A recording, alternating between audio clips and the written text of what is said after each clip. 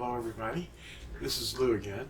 I wanted to share a real quick link with you below that I'd like you to watch. It's kind of long, but it's about this new thing that's going on in the news, this racial identity priority that seems to be dominating the news. It's actually an old effort that started after the Civil War to try to divide the country, and it's starting up again, and it's ramping up pretty seriously. And what I'd like to do is share this video link with you so you can watch it. It's about people that identify with their race only, and the one that made us all doesn't look at the outward appearances, but it's called the Racial Identity Stronghold. And this video is it's years old. It's a seminar study that I made, but it's very much on the pulse of the news media's current headlines. And the one behind this is not flesh and blood. Our enemy is not flesh and blood.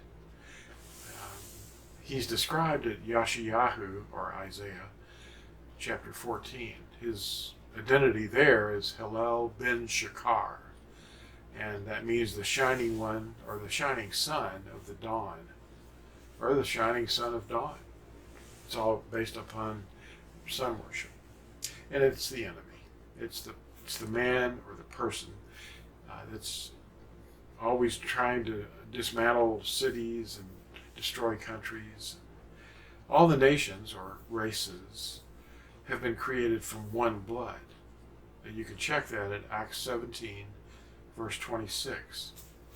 The house of Yisrael, which are the tribes that never returned to the land, they're still out here in the world. Ephraim and Reuben and Zebulun and all of them, they're all mixed into the races of the world, the nations of the world.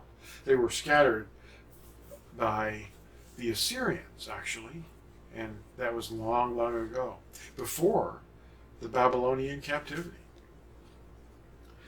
And it's been finally sown among the nations as with a sieve, according to Amos 9, verse 9.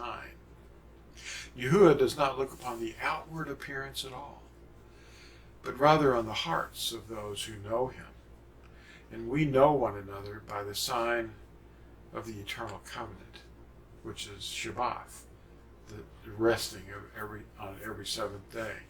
Since creation, it was given as the covenant sign forever between Yahuwah and his people. And his people are those that know him, the ones that keep and guard his commandments diligently.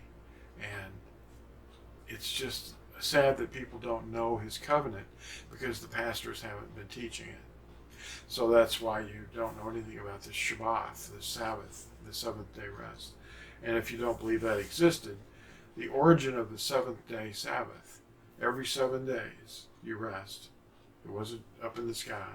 It was right in front of us when we came out of Mitzrayim as a mixed multitude.